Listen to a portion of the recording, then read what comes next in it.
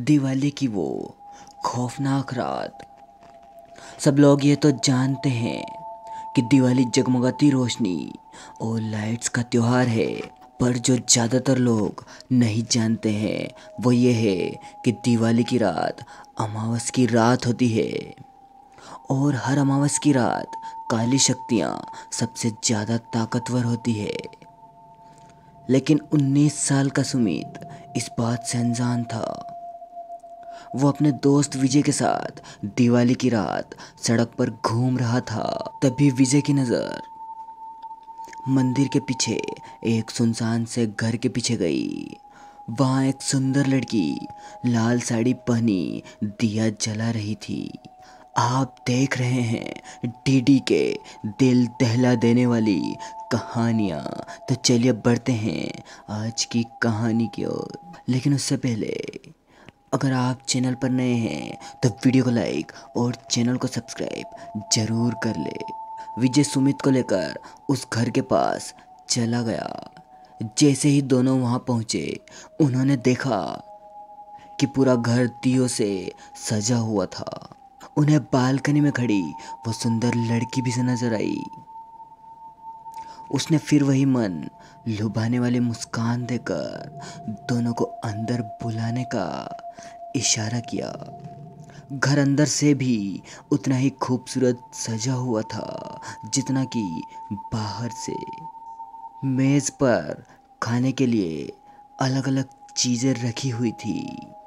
सुमित मेज से एक लड्डू उठाकर खाने लगा, पर उसके हाथ से गलती से वह नीचे गिर गया। जैसे ही सुमित लड्डू उठाने के लिए नीचे झुका, उसने देखा कि मेज के नीचे एक भयानक काली परछाई जो सुमित को देखकर कहीं गायब हो गई।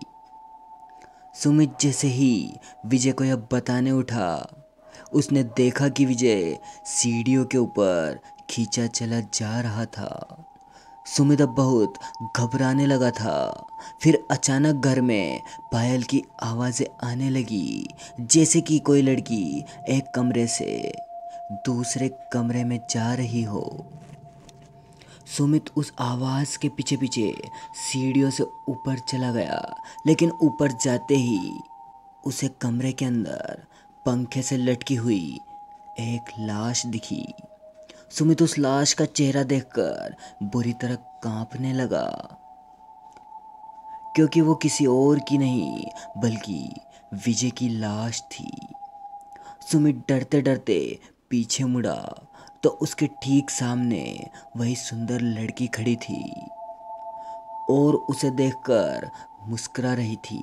पर इस बार सुमित को वह मुस्कान मन लुभाने वाली नहीं बल्कि बेहद डरावनी लग रही थी। अचानक घर की सारी लाइट्स बंद हो गई। वो घर धीरे धीरे एक खंडर में बदल गया।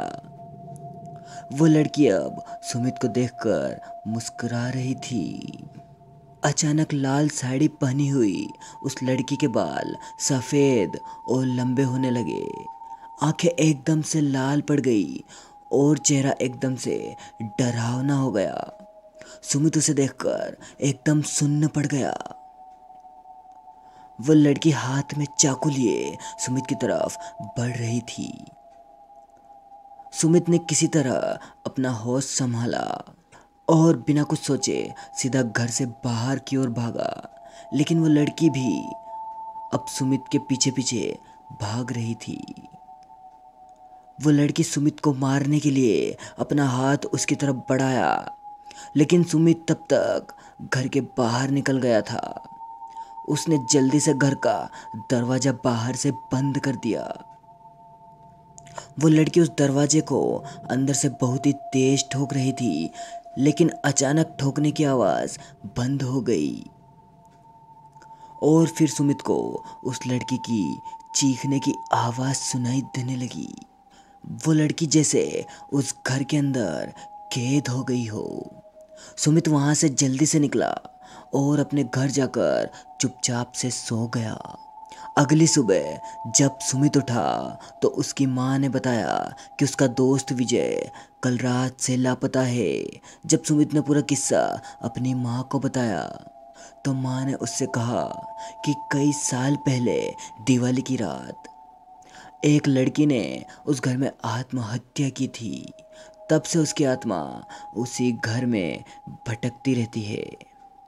किसी को कभी पता नहीं चल पाया कि उसने आत्महत्या क्यों की थी और उस घर में कोई भी नहीं जाता है।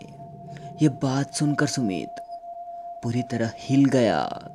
वो यकीन करना चाहता था कि जो भी उसके साथ हुआ वो एक पूरा सपना था, पर उस रात के बाद उसका दोस्त विजय कभी भी वापस नहीं आया और सुमित को आज भी दिवाली की वो रात खौफनाक और उस लड़की की भयानक चीखें सुनाई देने लगती है और उसे सोने नहीं देती है। तो आप हमें कमेंट करके ज़रूर बताएं कि आपको ये कहानी कैसी लगी। चलिए मिलते हैं हॉरर स्टोरी के अगले एपिसोड में, लेकिन उससे पहले वीडियो को लाइक और चैनल को सब्सक्राइब ज़रूर कर लें।